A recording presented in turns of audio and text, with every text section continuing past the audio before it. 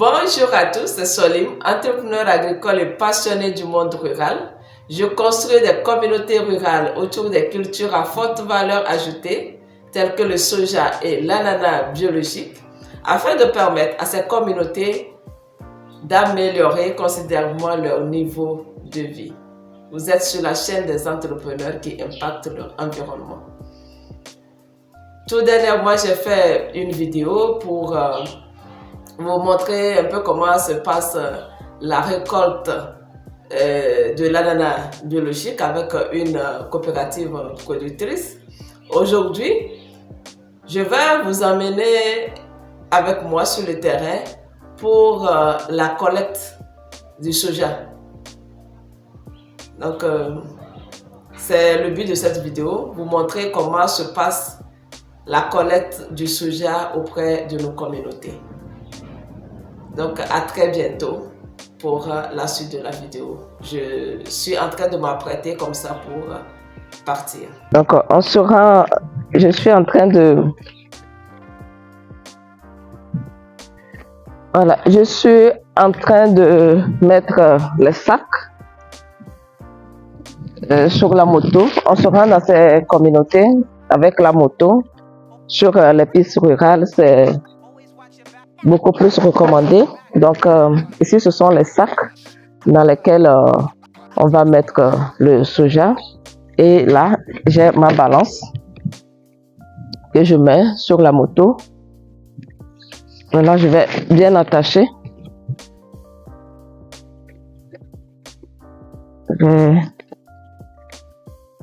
Bien attaché. Je vais dans un village qui n'est pas très loin, à 15 km d'ici. Donc, il y a une coopérative là-bas avec qui j'ai pris rendez-vous aujourd'hui pour venir peser leur soja.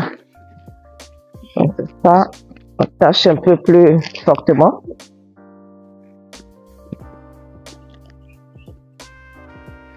Il faut bien attacher pour que ça ne tombe pas, quoi. Donc, voilà.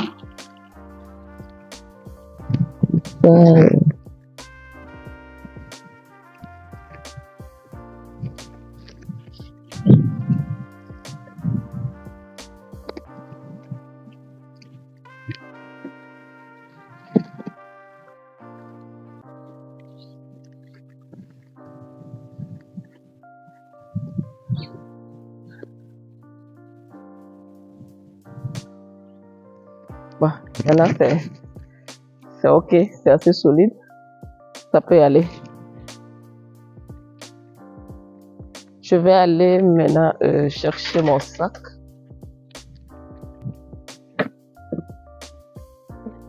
À la corde.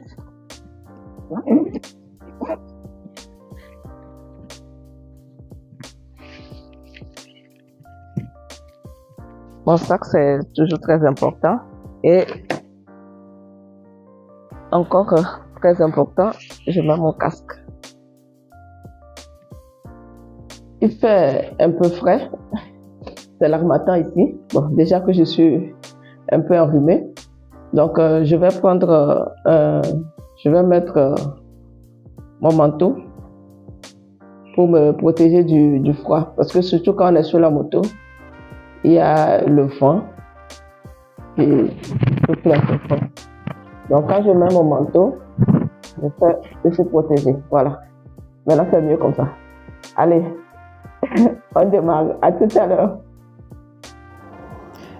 On arrive comme ça au niveau du premier village. Là, on a commencé par remplir les sacs. C'est le petit magasin d'un des producteurs. Donc, on est en train de remplir les sacs blanches. Là, ça, ce sont mes sacs. Quand je viens, les producteurs déversent le produit de leur sac dans ces petits sacs blanches là que vous voyez. Ce sont ces sacs que j'avais mis sur ma moto. Donc, quand je viens, auprès de chaque producteur, on leur donne le nombre de sacs qu'il faut pour qu'ils puissent remplir les produits. Ici, bon, il y avait pas, ce producteur n'a plus assez de stock. On avait déjà acheté, il reste juste un peu. Donc on a trouvé que 2 petits sacs chez lui. Donc on va peser ça. Là, bon, comme c'est pas trop, d'habitude je conditionne dans des sacs de 65 kg. Mais chez lui, il n'y en a pas tellement pour avoir deux sacs. Donc on va mettre, j'ai opté comme face 55 kg par sac. Et c'est ce que nous sommes en train de faire. Donc voilà le producteur avec ses enfants. Ben, ce producteur, il va m'accompagner chez les autres aussi. Donc j'ai commencé chez lui. Je suis allée chez lui à la maison. Donc j'ai commencé avec lui. Voilà, donc ça, après avoir transvasé dans les sacs, maintenant on va peser.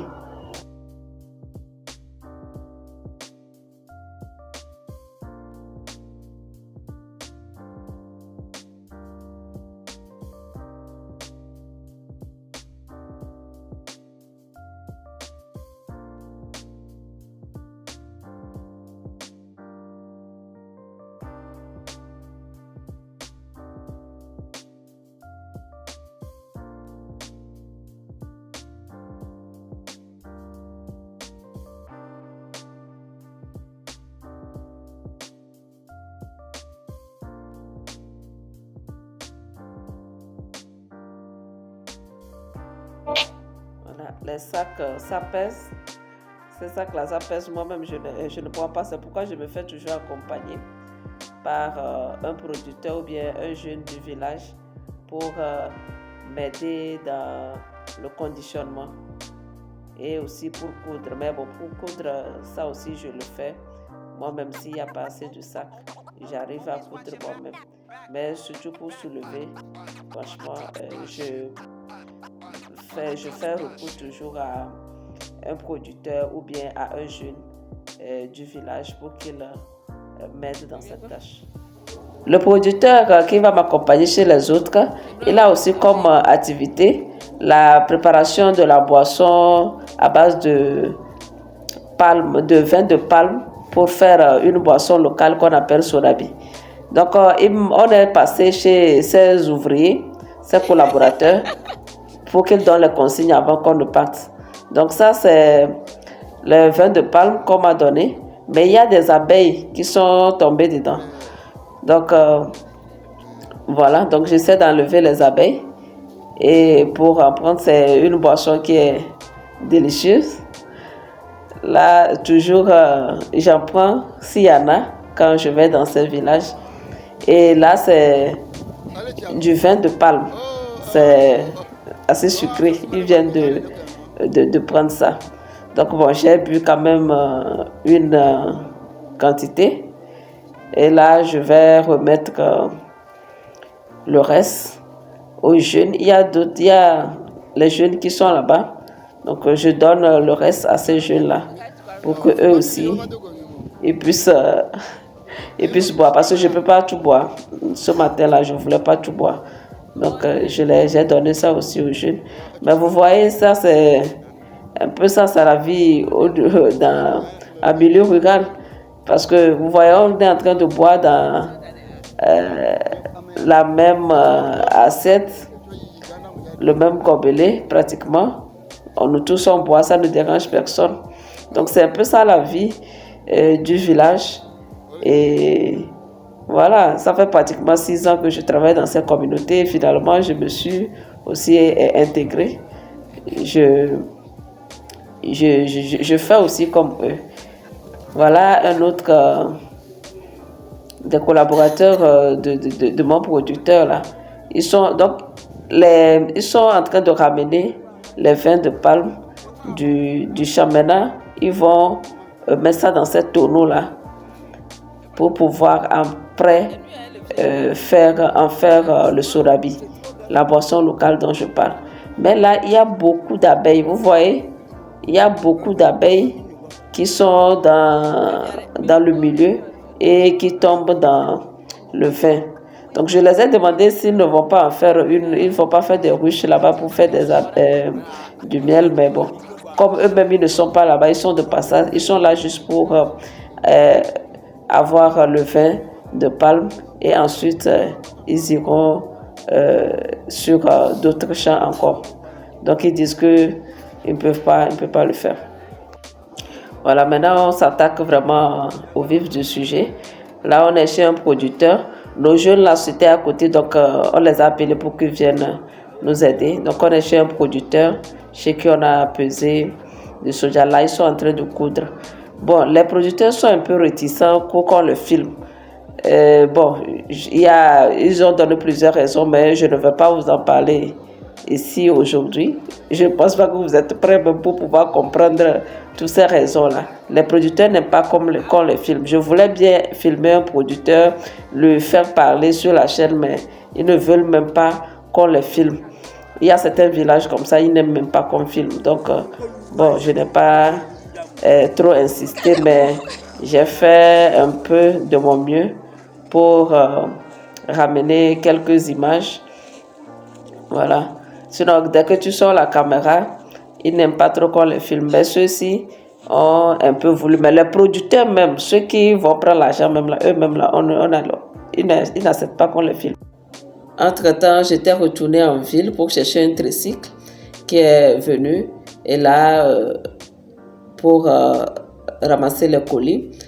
Donc ici, nous sommes chez le dernier producteur chez qui on va prendre les 2 sacs. Ici, vous avez le producteur qui m'a accompagné toute la journée. Il est là et c'est les 2 derniers sacs qu'on va mettre dans notre tricycle. Donc, comme je l'ai dit, entre-temps, j'étais obligée de retourner à Noche pour pouvoir chercher un tricycle parce que les tricycles qui avaient l'habitude de nous prendre les produits, ils n'étaient pas, quand j'ai appelé, plusieurs d'entre eux, ils n'étaient pas disponibles. Donc, bon, j'étais obligée encore de refaire le chemin inverse, de revenir en ville, trouver un tricycle pour reprendre, pour le ramener dans le village. Voilà. Ça, c'est quand je suis allée chercher l'homme du tricycle, moi je ne le connais pas, c'est un monsieur que moi j'ai rencontré en ville, j'ai appelé. Et voilà qu'il se fait que, avec mon producteur là, ils sont de la même famille. Donc c'est ça, ils sont en train de m'expliquer qu'ils sont de la même famille. Voilà. Ils savent bien que je suis en train de filmer, mais ils veulent même bien apparaître. C'est pourquoi ils continuent leur discussion tout en fixant bien la caméra. Donc voilà, c'est des gens de la même famille. Ils ont la même grand-mère. C'est ce qu'ils sont en train de m'expliquer.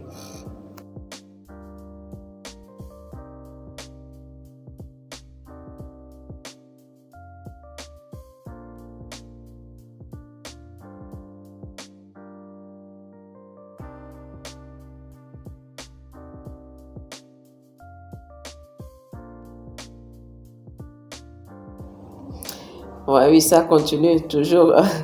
Voilà, des discussions, on n'en finit pas. Et ils ont toujours à dire.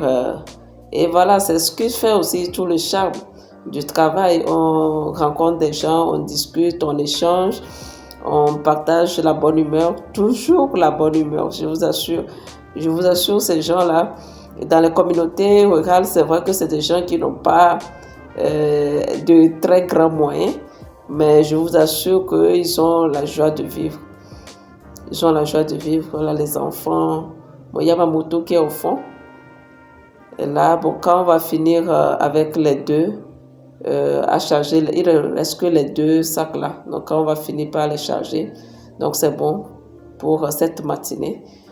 Ça fait pratiquement 1,5 tonne qu'on a chargé, 1500 kilos qu'on a chargé. Donc, je suis en train de vérifier et donc leur dire le nombre de sacs qu'il y a. Donc c'est très important. Avant qu'ils ne partent, je leur précise le nombre de sacs qu'il y a et comme ça à l'arrivée, on est sûr que je retrouve le nombre de mes sacs. Il faut qu'ils le sachent avant qu'on le quitte. Donc c'est important. C'est ce contrôle-là que je suis en train de faire avec eux. On n'a même pas fait 100 mètres qu'on a constaté que une des roues du tricycle est crevée. Donc, bon, j'étais obligée de ramener le monsieur en jaune là, j'étais obligée de le ramener à Noche pour chercher une roue. Là, on est de retour pour pouvoir remplacer la roue et pouvoir démarrer. Il n'y a pas de mécanicien dans le village. Donc ici, on est à 9 km, environ 9 km de Nodje. Donc je l'ai pris, on est parti chercher une roue en ville et on est revenu. Donc pratiquement 18 km que j'ai fait avec lui. Maintenant, bon, je vais attendre que ça soit réparé. Ce sont des choses qui arrivent. Et aussi, il n'y a pas de mécanicien dans le village. Quand tu as une crevaison, là, tu es obligé de retourner en ville ou bien chercher un autre, aller chercher un mécanicien en ville et revenir pour la réparation.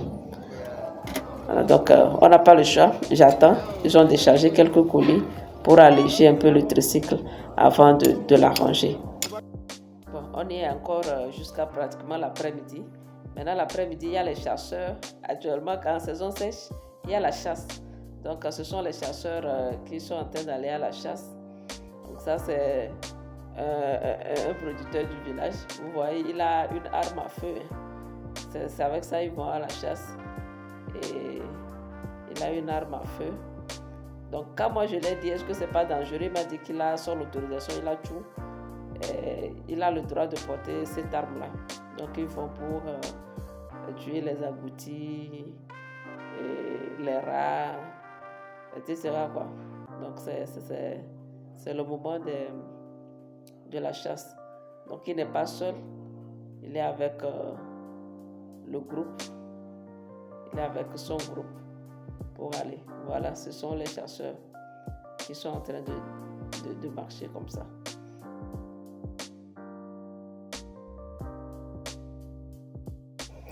Bon, ils sont partis. Hein. Donc, nous sommes toujours dans notre galère.